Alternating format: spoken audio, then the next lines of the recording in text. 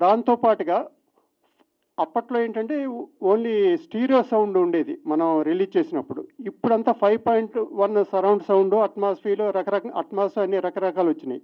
So, sound side కూడా 5.1 upscaling చేయించి ఇవాల్ట థియేటర్స్‌కి తగ్గట్టు అది కూడా చేయించాం.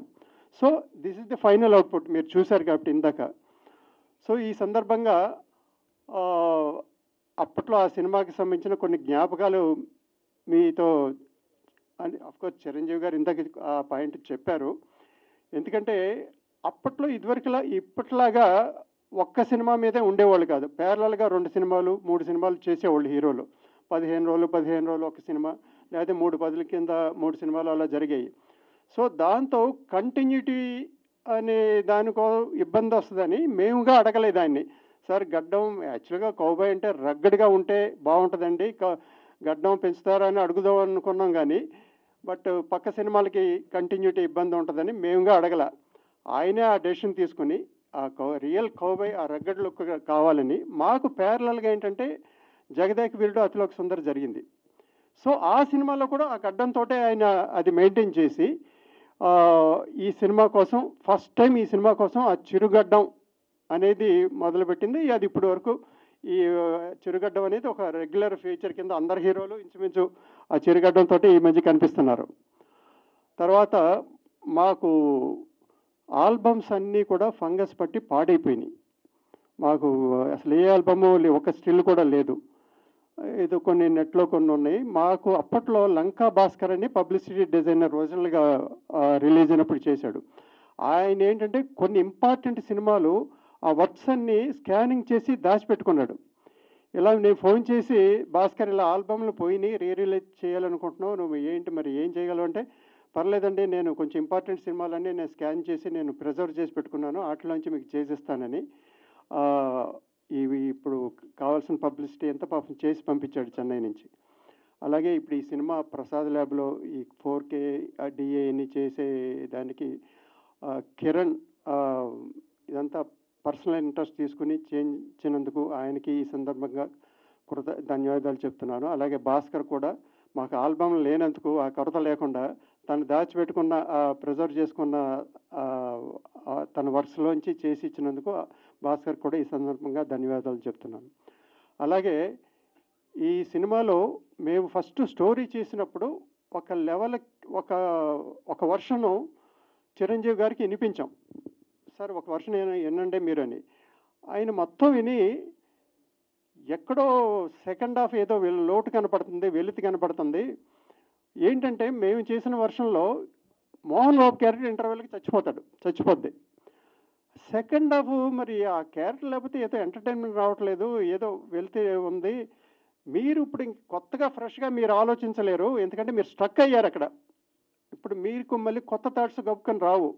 అందుకని నేను పరుచూరి బ్రదర్స్‌ని నేను పిలిపిస్తాను అని ఆయనే స్వయంగా గోపాలకృష్ణ గారికి ఫోన్ చేసి, "ఇట్లా ఒక సిట్యుయేషన్ వచ్చిందండి. 'కొదమ సింహం' అనే సినిమాకి నాకు ఒక వర్షన్ చెప్పారు. ఇంటర్వెల్ వరకు బావుంది. సెకండ్ హాఫ్ ఏదో వెలితి కనపడింది. నేను వివరాలు చెప్పను. మీరు ఒకసారి విని" సత్యానంద్ గారు దానికి డైలాగ్ రైటర్ కమ్ స్క్రిప్ట్‌లో కూడా ఆయన పార్టిసిపేట్ చేశారు. ఈ సినిమాకి విజయేంద్ర ప్రసాదును, ఆయన బ్రదర్ శివదత్త గారు కూడా అప్పట్లో పార్టిసిపేట్ చేశారు బిగినింగ్ డేస్‌లో.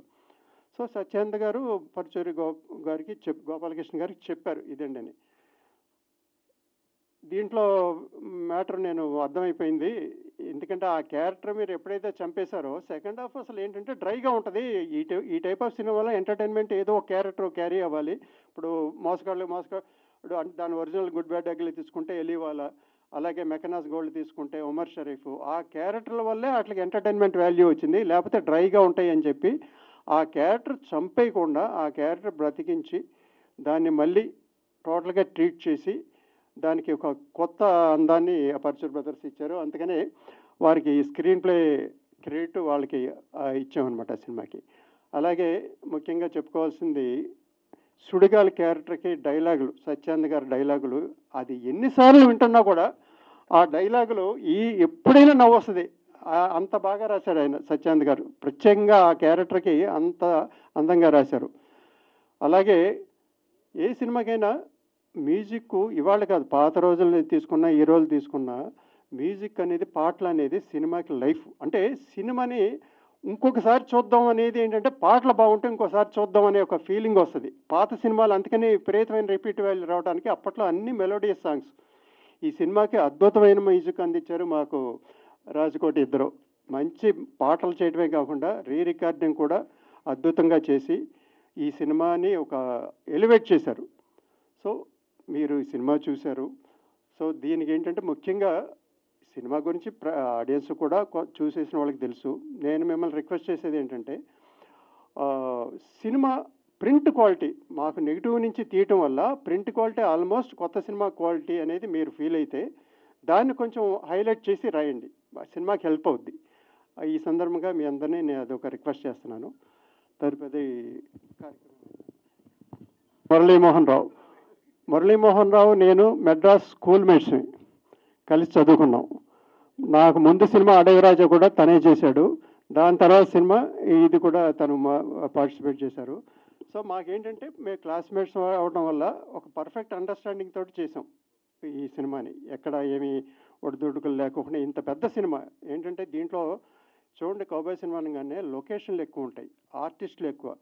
మొత్తం 5 స్టేట్లలో షూట్ చేసామండి. ఇది తమిళనాడు, ఆంధ్ర, కేరళ, కర్ణాటక, రాజస్థాను 5 ప్లేసుల్లోనూ 5 స్టేట్లోనూ డిఫరెంట్ లొకేషన్స్. ఆర్టిస్టులు ఎక్కువ మంది. హీరో కాకుండా 3 హీరోయిన్లు, క్యారెక్టర్ ఆర్టిస్ట్ మా బ్రదర్ సత్యనారాయణ గారు, అలాగే Mohan Babu, important character Mohan Babu, PRAN గారు, కన్నడ ప్రభాకరు, రామలింగ గారు, ఇంతమంది కాంబినేషన్లో ఈ సినిమా మీరు చూశారు కదా. ఈ రోజుల్లో అయితే ఎంతకాలం పడుద్ది అని మీరు అనుకుంటారని నాకు తెలియదు, కానీ ఆ రోజుల్లో ఇది 96 డేస్లో కంప్లీట్ చేసాం. 96 వర్కింగ్ డేస్లో. కారణం ఏంటంటే పర్ఫెక్ట్ స్క్రిప్ట్ చేసుకుని ఆర్టిస్టులు కానీ టెక్నీషియన్స్ కానీ పర్ఫెక్ట్ టైమింగ్, పంక్చువాలిటీ, టైం అంటే టైంకి వచ్చేసి అనుకున్న టైంకి సినిమా కంప్లీట్ చేయాలని చేశారు. ముఖ్యంగా ఏంటంటే మరి ఒక సినిమాకి 24 క్రాఫ్ట్లు కంట్రోల్ చేసి ఆ సినిమాని తీర్చిదిద్దేది ప్రొడ్యూసరు ఎంత ముఖ్యమో డైరెక్టర్ కూడా ఒక ప్రాజెక్ట్కి అంతే ముఖ్యం. సో ఈ సందర్భంగా అఫ్కోర్స్ మా మురళీకి నేను ఫార్మాలిటీగా చెప్పక్కర్లేదు, బట్ ఒక అకేషన్లో చెప్పాలి కాబట్టి మురళికి కూడా